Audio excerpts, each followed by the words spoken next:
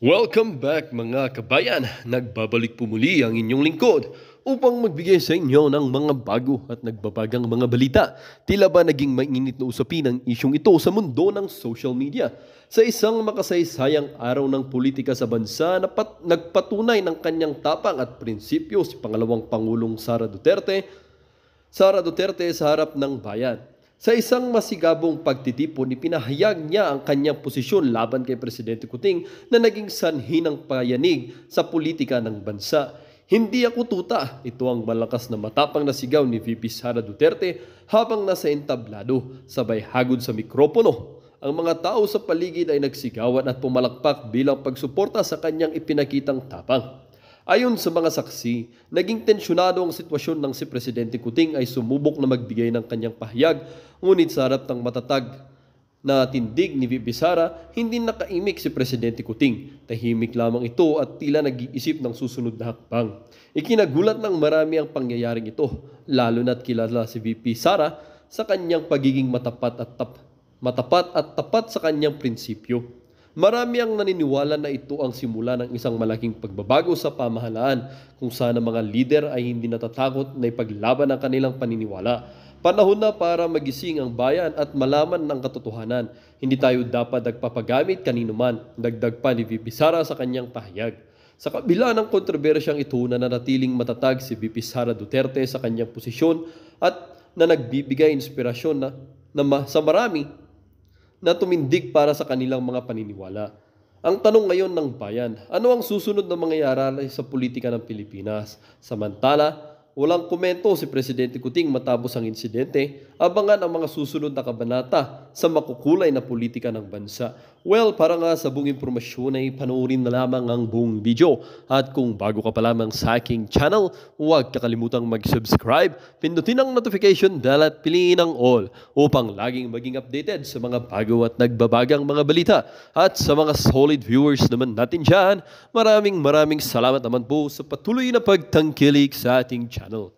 Tuloy-tuloy lang po ang laban para sa katotohanan at para na rin sa kinabukasan ng ating pinakamamahal na bansang Pilipinas.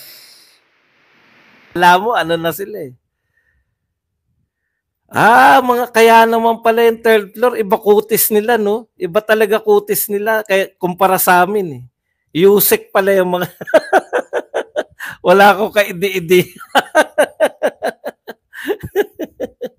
Kala, at least sila po siya, kahit mataas ang pinanggalingan nila, di ba? Kasalamuha mo. Naiinitan eh. Etong mga dating, yung mga tambalos-los ngayon, puta, mas maglulupa pa sa amin. Kung saan-saan mo lang nakikitang mga ano yan, di ba yan yung mga mahilig kalye survey? Ngayon, parang ano na rin sila eh, no? Hindi na sila maarawan. Magpaaraw kasi kayo para makita po ninyo yung tunay na kalagayan, no?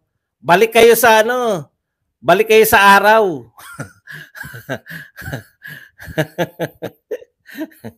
Para hindi kayo maganda po sa katawan nyo na arawan paminsan-minsan eh. Si Badong nga kahit ganito kutis, 'di ba hindi na tayo gano'n naarawan kasi maglakad man tayo, either umagang-umaga o hapon paggabi na. Pero yun, no, tanghalin tapat, talagang nakailang palit na t-shirt ako. Kaya bumibili ko mga 10 ganito, 10 bagong bili ko itong mga t-shirt na suot ko. 10 t-shirt na puti. Masaya po talaga, iba po talaga. Kaya pag nararamdaman ko, eto na, nauupos na ako. Unti-unti na akong gumigilid. Gumigilid-gilid na ako. Ayan, tapos pag nasa gilid na ako, at pag nakakita na ako na upuan at nakaupo, wala na. Wala na yung biglang nawala na. Pasundo na ako. Sunduin mo na ako rito. At hindi ko na kaya. Ganyan po ang nangyari lagi sa akin sa pagbablog. Kahit po sa ibang lugar, pag hindi nyo na ako nakikitang sumisigaw, sa mga, kasi nililibang ko sarili ko, naiinip ako dahil po siya. Hindi tayo sanay na hindi nagsasalita eh. Kaya kita nyo, pati yung mga nasa stage, malapit lang ako sa stage eh. Kaya pag nagtanong sila, sinasagot ko, oh, laban niya. O kaya hindi po totoo na nilalangaw. Ha? Baka wet packs nyo lang yung nilalangaw, mga ungas. Manood kasi kayo, pumunta kayo ron, mag-disguise kayo. Sa bagay, hindi naman kayo sikat eh. Ito mga tambalos-los na to, kahit pumunta kayo sa rally namin, walang makakakilala sa inyo. Baka kala nyo naman, napakasikat yung mga tao. Okay, punta na tayo rito sa mga iba pang ano. Alam nyo naman biruan lang yun eh. Hindi naman para sa kung kanino yun eh. Okay. Ito po ang totoong SONA, no, na ano. Si Pangulong Marcos po, yung self-rated poverty, pinakamataas po sa loob ng 22 years. Natalakay na rin natin to, pero pinapaalala ko lang. Kasi kung ano-ano po sasabihin nila, nakala mo ang unlad ng Pilipinas eh. Ang sukatan po, kung yung poverty ay napababa ninyo. Dito po, kay Pangulong Marcos, SWS po to ha, pinagpipitaganang survey. Ito po, 58%, mahigit kalahati po ng mga Pilipino nagsasabi sila mahirap. Grabe, no? Congratulations, ito po ay pinakamataas mula noong 2008. Galing mo. 2008. Ito pa po tama, napaalala ni Inday Bidak. Ito lang po ang tanging administrasyon na merong advisor on poverty alleviation. Ayan. Paano? Ano ba inatupag ni Gadon? Banatan din ng mga Duterte, banatan din. Ang intindihin mo kasi Gadon, paano mo mapapababa yung poverty? Yan yung trabaho mo eh.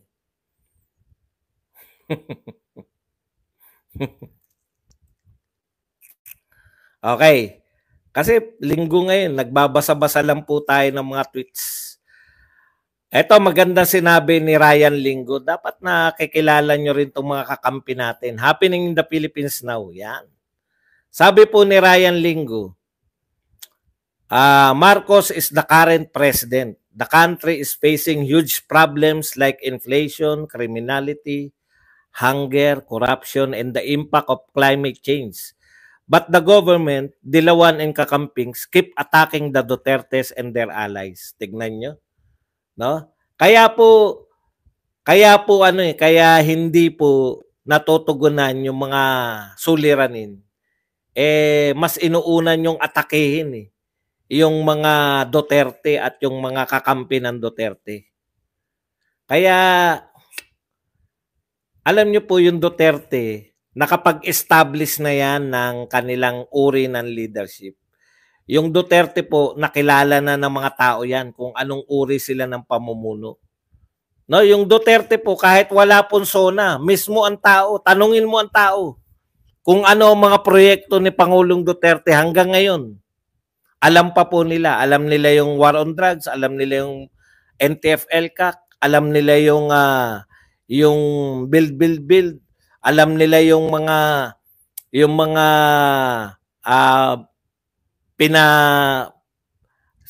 taon na yung passport, yung pinalawak po yung lisensya. 10 taon na rin kasi hindi ako nagdadrive kaya hindi ko alam. Alam din ng mga tao na dinoble yung sweldo ng pulis at sundalo. Ang dami pong alam ng mga tao. Alam po nila. Hindi po nililihim. Kasi po, pag proyekto, ang sukatan po ng proyekto na nararamdaman ng tao, alam nila. Alam nila na pinasara yung Boracay. Alam nila na may dolomite. No? Yan po ang mga tunay. Ito po, lihim Lihim yung mga... Tanungin mo po kahit po yung mga supporter, ano ba nagawa na ni Pangulong Marcos? Di abangan nyo sa SONA. Pucha, mag-aabang pa kami sa SONA. Kay Pangulong Duterte, kitang-kita namin, war on drugs, tumahimik yung aming kapaligiran, nawala yung mga addiksyonis. Oh, build, walang tulay, may tulay. Simple yung build. Buong Pilipinas po yan. Alam ng mga tao, naramdaman nila. Kitang-kita po eh. Alam niyo yun? Bigla na lang mababalitaan natin, hindi po pinagmamalaki nga eh. Nababalita na lang basta. Sa dami nga, sa totoo lang po, ang mga vlogger ni Duterte talagang ikaw na mamimili ng achievement eh. Kung ano ipagmamalaki mo eh. Ang sinasabi namin nga sa inyo, ipagmalaki nyo kaya. Wala kaming alam eh. Sa totoo, wala tayong alam, di ba? Ang alam namin, panay mga hindi napatupad. 20 pesos na bigas. Kaya nga naging kanta na yan sa rally. Di ba? Nasa na yung 20 pesos na bigas. Ayan yung sinasabi natin eh. Nasa na yung 1 million pabahay. Sila na rin na sumuko. Yun po ang mahirap. Kung kayo na nangako, kayo pa sumuko. Sinabi ng Housing Department, Department of Housing, hindi namin kayang ipatayo ang 1 million na pabahay sa taon-taon. O kita nyo naman ang ginawa sa PhilHealth. Naubusan pa ng pera. Ang dami na pong pera. 500 billion po pinag-uusapan dito. Pang-ayuda, 800 billion. Unprogram funds. Unprogram, wala po sa programa. Bahala po Pangulo. Kinapos pa yung 800 billion. Kalahating taon pa lang tayo. Nang hingi pa sa PhilHealth. Kapos na kami ng pera. Pera dyan. Yari kayo ngayon. Sa PhilHealth, ang dami pong magsasampa ng reklamo sa Supreme Court. Tignan natin ang husay ninyo. Pera ng taong bayan, no? Hindi po maayos. Buti sana kung napaka-ideal na, pupunta ka sa ospital, wala ka nang gagastusin, wala ka nang bibilhin, wala kang angal, di ba? Hindi naghihirap ang tao pag nagkasakit, nakaramdam, punta na ospital, pag uwi niya, maganda pa rin pa. Sa atin, papasok na ospital yung may sakit, ang magkakasakit na after nung gumaling yung may sakit, yung buong pamilya. Saka hahanap ng mauutangan kung paano ilalabas yung may sakit. Mga bangag lang ang walang alam sa mabuting nagawa ni Perardo. Alam din po nila. Alam din po nila. Kaya lang sinisiraan nila ngayon. Diba? Katulad ni Vice Ganda, alam niya may Dolomite eh. Kaya lang sinisiraan ni Vice Ganda na hindi pa nakatuntong sa Dolomite. Oy, Vice Ganda, bago mo siraan, no? Bago mo siraan yung Dolomite, pumunta ka muna ron. Paano ko natiyak na hindi pa nakatuntong yan? Sikat yan eh. Imposible namang walang vlogger na nakapag-video dyan na nagpunta yan sa Dolomite. Imposibleng walang tao na nakapagpa-picture dyan na nagpunta. Biruin mo yun, binabanatan mo, Vice Ganda. Bumibira ka sa Dolomite, hindi ka pa nakakarating. Yan po. Alam nila na may proyekto, binabanatan lang. Yan pong walang kamatayang war on drugs na yan. Binabanatan lang nila na talagang akala mo kung pakikinggan mo yung mga detractors ng war on drugs, akala mo yung pinahilera lahat ng tao. Sige, bahala na, tirahin na yan. Hindi po ganun yun. Yung war on drugs po hanggang pong kabababaan. Tignan po ninyo kung ano po ang pinoproblema nila. Pinalalabas daw na nanlaban yung mga hindi nanlaban. Kahit po yung mga tao, tanungin nyo po eh. Mas gusto nila na magtanong kayo sa tao. Kung gusto ba ng tao yung war on drugs o hindi. Baka namimiss ni Vice Ganda. Tanong lang Vice Ganda, ba't ka galit na galit sa pagganda ng Dolomite? Isa ka ba sa umiebak dyan? Ay, naroon ba sila? Attorney Trixie? Siguro gusto nila makita. Kasi Kami, mga batang Dolomite kami. Okay. Yun yung sinasabi natin. Alam din nila na may proyekto. Alam din nila, kaya lang sinisiraan lang nila. Pati nga yung sa West Philippines. Alam po nila na maganda yung samahan ng Pilipinas at China noong panahon ni Duterte. Pinasasama lang nila. Ano sabi ni BBM? I was horrified. Not a secret deal. Aso, horrified ka? Alam na lahat ng tao na magkaibigan si Xi Jinping at saka si Duterte. Na horrified ka pa? Ibig mo sabihin, pag nagkikita yung dalawa, nagpipicturan lang. Wala. Papicture lang tayo, wag tayong magkasundo. Wala tayong pag-uusapan si Jinping. Ano lang to? Para makita lang na nagpapapicture tayo. Sa tingin mo, ganun yun? Kaya tahimik ang China at Pilipinas no sa West Philippines. Kaya biglang yung mga mangingisda natin nakakapangisda. Oh. Pinasamahan nyo eh. Pinasasamahan ninyo. Pro-China yan si Duterte. Pro-China. Alam nila yung mga proyekto, pilit nilang pinasasama. O NTFL ka, buti hindi nyo napasama yung NTFL ka. Papalagan na kayo ng masundalo pag pinasama nyo pa. O subukan nyo, yan na huling estro nyo. Subukan nyo makipag-deal sa makipag-pistok uli.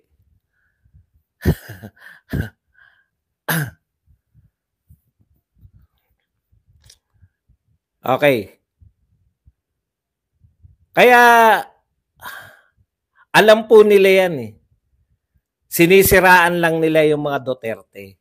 Dahil akala nila, utak dilaw nga eh. Akala nila, kahit wala tayong ginagawang proyekto, kahit wala tayong ginagawa para sa mahirap, bigyan mo lang yan ng ayuda, matutuwa na. Hindi po ganyan yan. Tanungin mo yung mga taong hindi binigyan.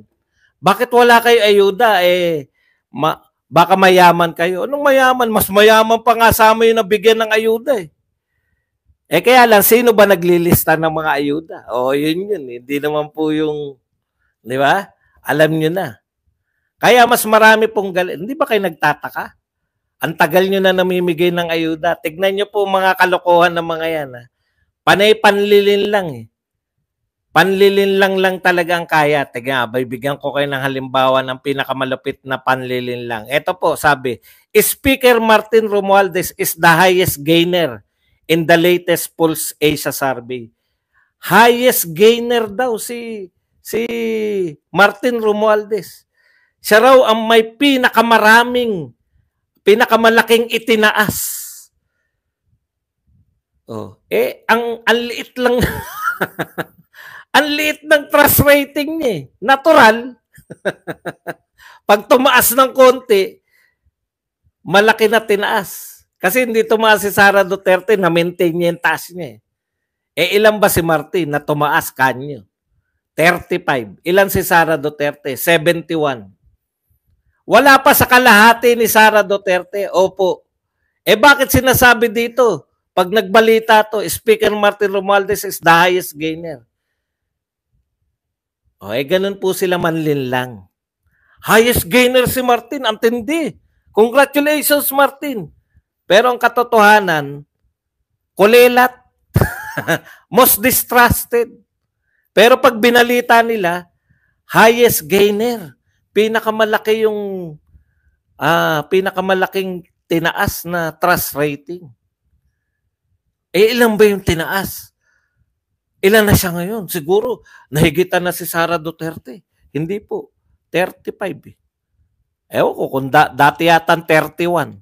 Naging 35, tumaas ng 4. Si Sara Duterte, ilan ang tinaas? Walang tinaas. Di talo siya ni Martin. Tumaas ng 4 eh. Si Sara Duterte, walang tinaas eh. Pag kayo, tambalos-los, nagbalita, ganyan.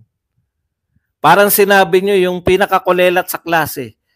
Pucha, tumaas siya. Dating 75 yan, ngayon 76 na. Samantalang yung first honor dati, pucha, bumaba ng 1 point. Dating 99, naging 98 na lang. Talo siya nitong 75 na naging 76. Kasi tumaas eh. Ayun, bumaba oh. 99 dati, naging 98 na lang. Walang kwenta yung first honor na yun kasi bumaba siya eh. Ganun po sila magbalita. Para lang po maunawaan ninyo, ginagawa nilang tanga yung mga tao. Kailan pa dapat purihin yung 75 na naging 76? Ha? Kaysa dun sa 99 na naging 98? Eh puta, kahit pinakabubong Duterte supporter, mauunawaan. Teka muna, ano ba mas mataas? 98 o 76? Pagmamalaki pa, tumaas daw si Martin. Pinakamalaki raw tinaas. Eh 35 lang si Martin. Si Sara Duterte hindi tumaas 71. Wala pa sa kalahati.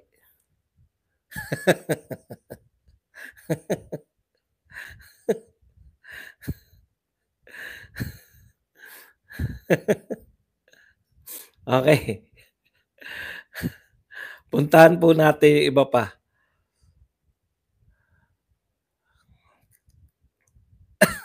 Ito. Maganda banat nila dito eh. No? Sabi rito, mga DDS ayaw na ayaw sa ayuda.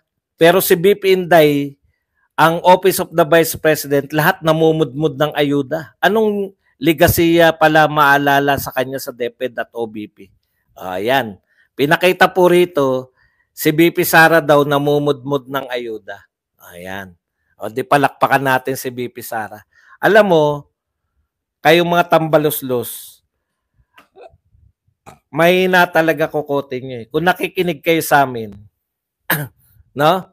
Kung nakikinig kayo talaga sa mga vlogger na matitino, wala naman kasi matino sa vlogger nyo eh. Kaya kayo nabobobo eh. Okay. Kung nakikinig talaga kayo, hindi namin tinututulan yung pagbibigay ng ayuda. May problema tayo sa Pilipinas. Ang sabi ni Pangulong Duterte, magtrabaho ka. Hindi niya naman trabaho yung pagbibigay ng ayuda eh. Isubsob mo yung ulo mo dyan sa trabaho. Yan yung payo ni Pangulong Duterte. Bilang presidente, isubsob mo yung trabaho.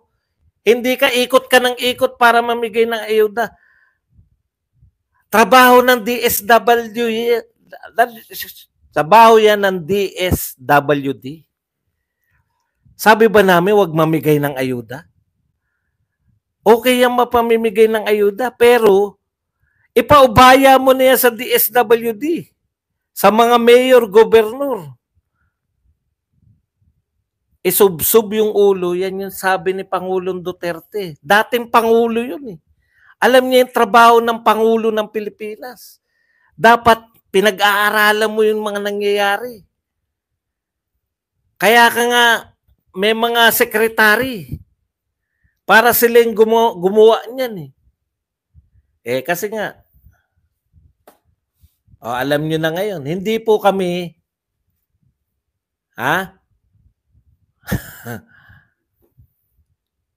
hindi kami tumututol sa binibigay na ayuda. Lalo na po, kalimbawa yung 4-piece, kita nyo naman. May silbi yun eh. Yung 4-piece na yan eh.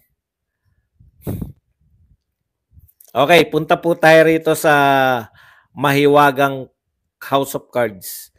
Alam nyo, lulan-lula na naman sila dyan, no? Sabihin muna natin. Si Inday Duterte, dalawa po yung nasasaktan sila ngayon eh. Yung sinabi raw ni Inday Duterte na hindi na siya tatanggap ng anumang cabinet position mula kay Pangulong Marcos. Hindi na raw siya tatanggap. Ang sabi nila, pinapakita nila yung kay Pangulong Marcos na, okay, that's her decision. Parang ang sinasabi nila, walang pakialam yung Pangulo. Alam nyo, tinanong si BP Sara, hindi niya po pinagmamalaki. Pinalalabas nyo na pinagmamalaki niya, hindi na ako tatanggap. Tinatanong po siya. No? Inaambos po, yung mga hindi po press con, ang tawag po ron sa mga instant na mga tanong at instant na sagot, ambush interview. May activity, pagbabasa activity, pinalibutan siya ng mga reporter, tinatanong siya. Kung bigyan po kayo, si Lenny kasi binigyan eh. Inalok, binigyan. Kung bigyan po kayo ng another position, tatanggapin. Hindi na ako tatanggap. Ano po masama doon? Sinasabi nila, walang pake daw yung Pangulo. Wala kayong pake. Bakit nyo pinag-uusapan? Sa lahat ng mga walang pake, kayo ang apektado. Lagi nyo sinasabi na yung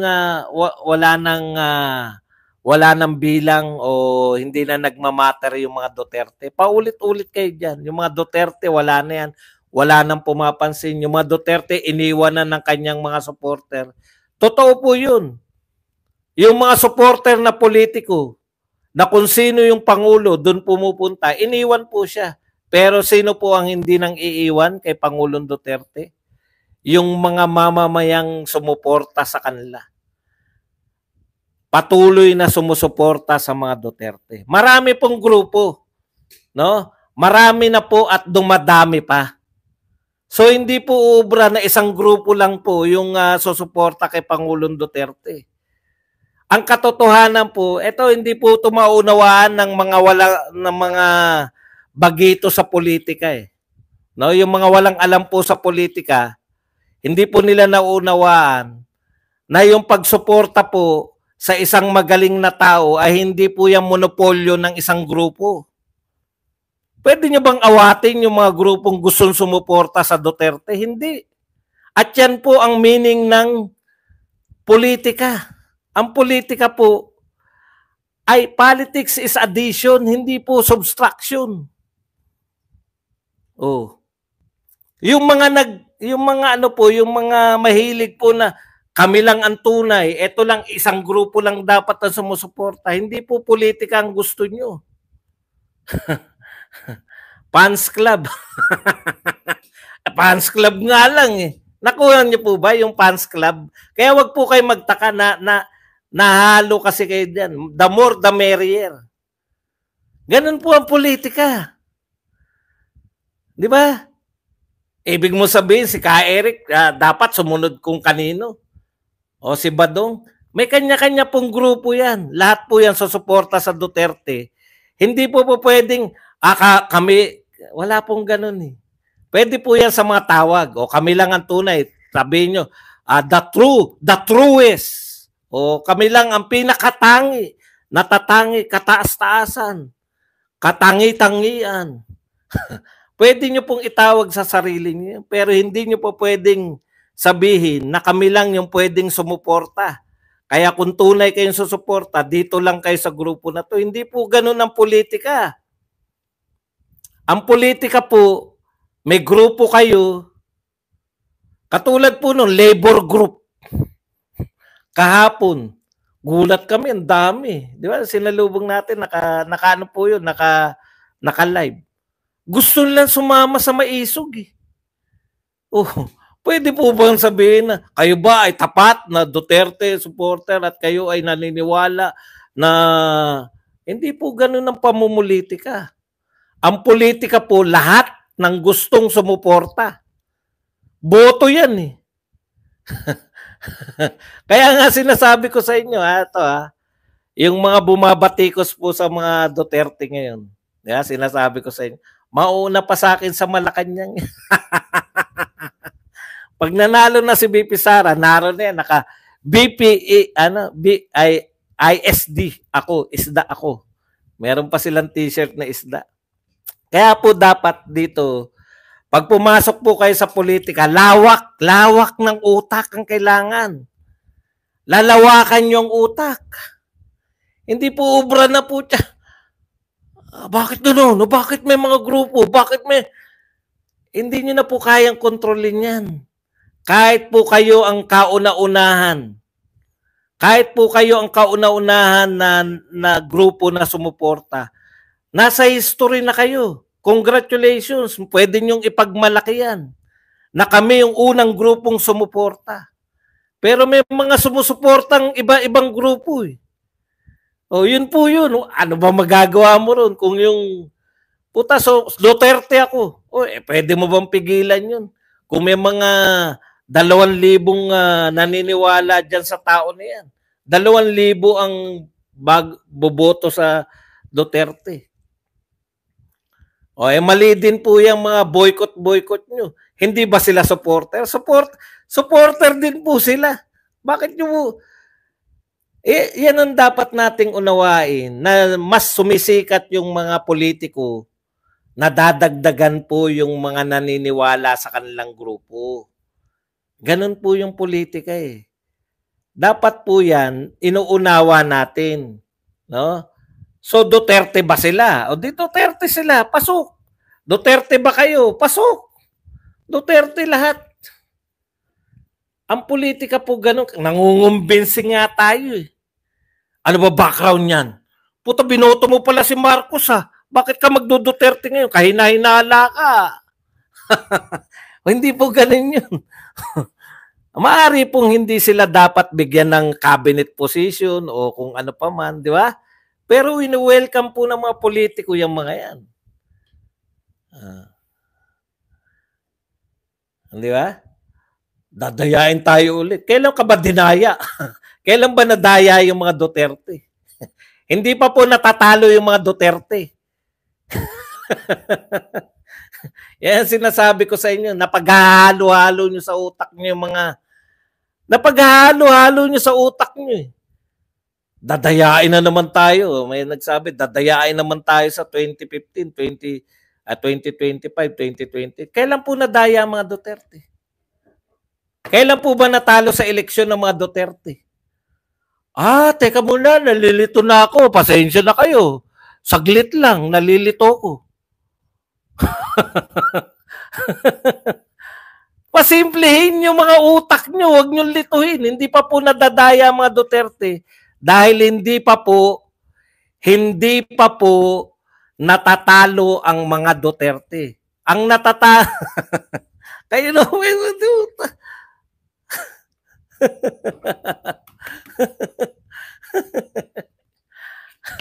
huwag nyo pong intindihin. Lahat po yan i-welcome nyo. Halimbawa po, may mga bumaliktad na dyan sa mga yan. Na-realize nila, putya, huli na po kami, pero na-realize namin ngayon. Halimbawa lang. Halimbawa po, yung 89 billion, hindi na tama to.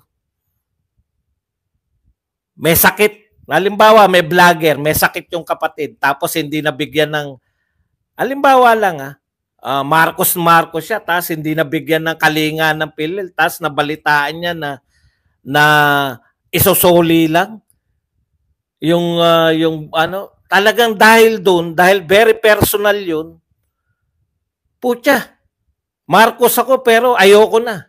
Grabe yung ginawa nyo. Yung kapatid ko may sakit, hindi na binipisyuhan ng pag-ibig. Tapos, isosoli nyo lang dahil wala raw pera. Oh. Yung ba hindi nyo tatanggapin yun? Pag kinundinan niya na yung di wag na natin tanggapin yan lahat. Si Maharlika, wag natin tanggapin. Maski si Apollo Kibuloy.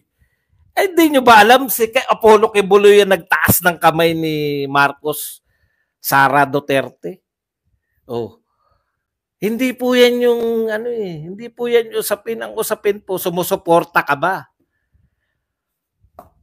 Yan po yun. Ganun po ang politika. Para ka manalo. May tinanggihan ba yung mga politika? Kami po, susuporta na po kami sa inyo. Teka muna, ano ba background mo? Ano ba background mo? Anong background ang pinagsasabi mo? Susuporta na nga ako, background. Pagbigayan na ng posisyon yan, dyan ka mag-iisip, teka muna, nanghihingi lang yata to ng posisyon, kaya bumaliktad. O, dyan, yan ang pag-isipan mo. Puta, kaya ka siguro bumaliktad, manghihingi ka lang. Di ba? Okay na tayo yan, punta na tayo rito. Yan yung sinasabi ko sa inyo na maging mas lawakan natin kasi nasa politika tayo eh. Nasa politika tayo. Wala po tayo sa lihim na samahan. Very welcome. Huwag mo lang siya bibigyan ng posisyon. Halimbawa, ako, puta, bagong pasok lang to, puta, nung nananalo na kami, tsaka to pumasok, tapos yung pala manghihingi ng posisyon. Teka muna, cool ka lang dyan. Cool ka lang muna dyan. Puta, unahin ko muna tong mga wala pang sumusuporta sa amin narito na. O ganun. Pag magbibigay ka na ng reward.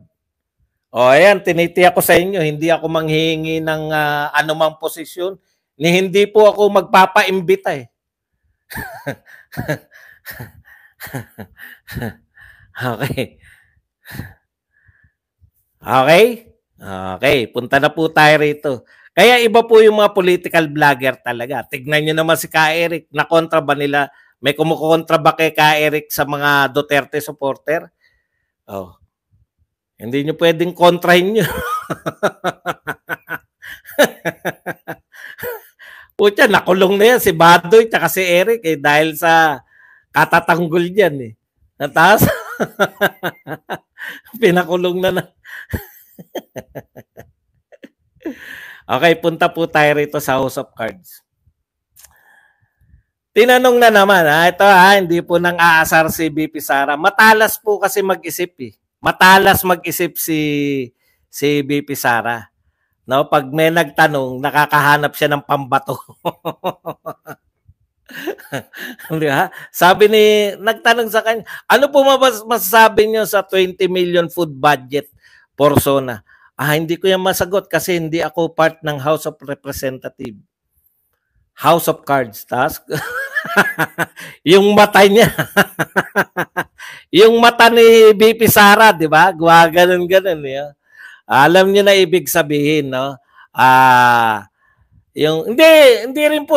Ang Banateros kayo ng Banateros. Ang Banateros po ba ay supporter ni Duterte? O kung supporter sila ni Duterte, bakit nyo po problemahin? Pinoproblema nyo kasi, huwag nyo problemahin. Go on lang kayo. Hindi nyo gusto yung ibang sinasabi nila, pero nagkakasundo kayo na supporter sila ni Duterte.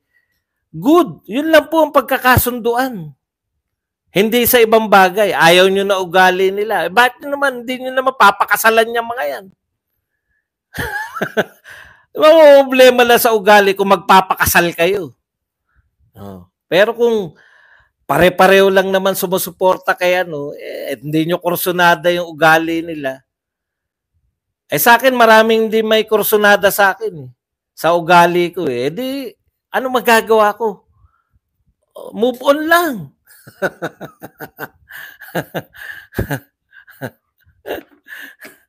Di ba? Basta, Duterte ka ba? Sige. Ako pa rin sip-sip po. Alam mo, ito sasagutin kita, Skywalker Okay. Kung ako sip-sip lang, dapat kay Marcos na lang ako nagsip-sip. May chance pa akong yumaman. Hindi mo ba naisip yun? Magsisip-sip rin lang ako dito pa sa wala ko nahihita. Alam niyo, pagsip-sip kang tao kasi may nahihita ka. Wala nga ako nahihita Dito sa mga Duterte. Wala pong isang vlogger, wala pong magsabi sa inyo na kumikita sila sa mga Duterte. Lahat po ng vlogger magsasabi sa inyo na hindi kami ni Cinco, walang bigay yung mga yan. Magsisip-sip ako sa hindi ako kumikita. Baka naman tama yung pinaglalaban ng Duterte kaya ako sinusuportahan. Bakit ako? Lahat nababalitaan ko. May pera sa Marcos, merong pera sa Marcos. Kung magsisip-sip ako, di kay Marcos na. Kaya nga sip-sip dahil may mahihita ka Pag wala ka nahihita sa sinusuportahan mo, malamang sa hindi, pinaniniwalaan mo yung sinusuportahan mo.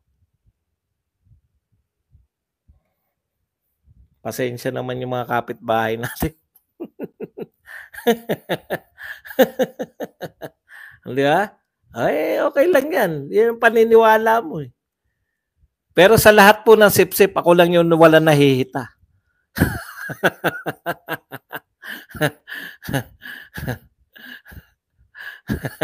Di ba? Mahirap po yan. Mamamatay kayo sa kaiisip kay Badong. Pag-iisipan nyo ng pag-iisipan si Badong pero wala kayong mahihita sa akin. Dahil hindi magkoconnect eh. Walang maniniwala sa inyo. Sip-sip ako sa Duterte. Bakit? Bakit ka magsisip-sip sa wala ka mahihita? Meron na ba kayo narinig na kumikita sa mga Duterte? Wala. Hindi sila ganun. Di ba? Hindi sila ganun. Okay. Hindi ko masagot kasi hindi ako part ng House of Representatives, House of Cards. Tapos kumikindat-kindat si BP Sara. Magaling no? Magaling. Alam niyo po, ang meaning po ng House of Cards, siyempre yung literal meaning niya, structure built of playing cards previously balanced together. Di ba? Yung House of Cards, literal yung yung mga cards na ginawa mong bahay. O structure, yung mga pa-triangle. Pero, yung dahil po mabuhay, yung House of Cards, mabuhay po yan eh. Diba?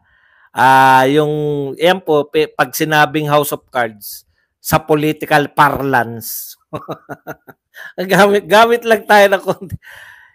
Ito po yung meaning niya, an insubstantial or insecure situation or plan. Insecure, wala pong kasiguruhan.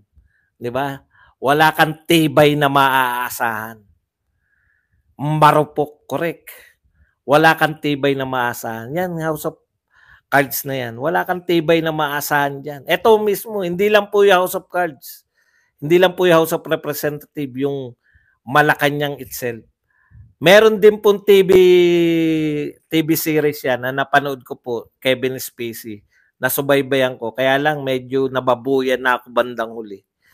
Kaya lang, maganda yung manipulation, yung pagmamanipulate ng mga tao sa mga dati siyang majority floor leader ng Congress na naging presidente ng Amerika, etc., etc.